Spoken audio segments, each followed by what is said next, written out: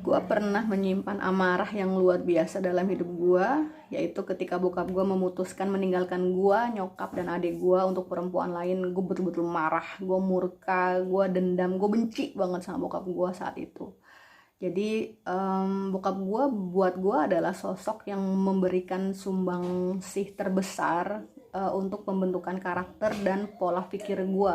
Jadi gue sangat terpuruk ketika bokap gue memutuskan meninggalkan kami gitu ya. Bertahun-tahun gue dibayang-bayangin perasaan benci dan marah ke bokap gue. Jadi setelah perceraian bokap sama nyokap gue, apapun kemalangan, apapun kepahitan yang gue alamin, gue selalu nyalahin bokap gue gitu loh.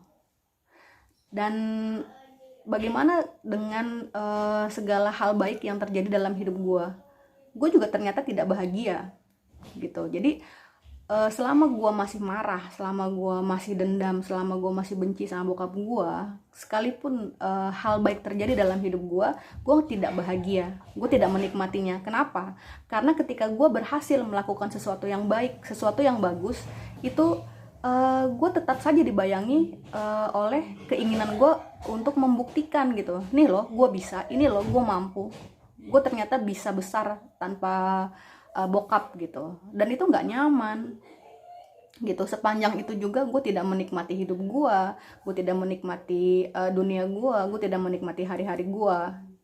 Ternyata menyimpan dendam, amarah dan kebencian dalam diri kita itu sangat menyiksa. Gue jadi susah tidur, gue kena insomnia, gue gelisah, gue cemas, yang kadang karena terjadinya di alam bawah sadar, jadinya sering merasa merasa hampa, merasa kosong gitu. Dan itu banyak dialami oleh banyak orang.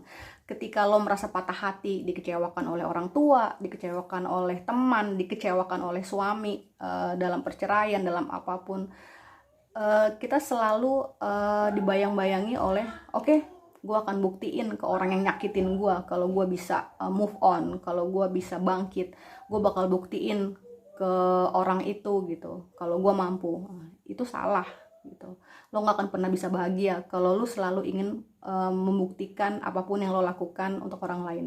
Jadi maafkan orang lain sehingga lo bisa berdamai pada kenyataan dan lo bisa berdamai sama diri lo. Berbahagialah menjadi diri lo sendiri dan lakukanlah segala hal untuk diri lo, bukan untuk membuktikan kepada orang lain ataupun dunia.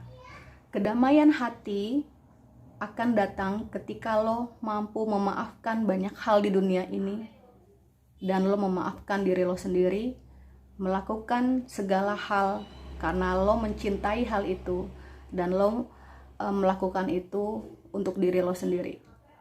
Ketika lo bisa bahagia, orang-orang di sekeliling lo juga akan merasakan energi kebahagiaan yang sama dengan lo.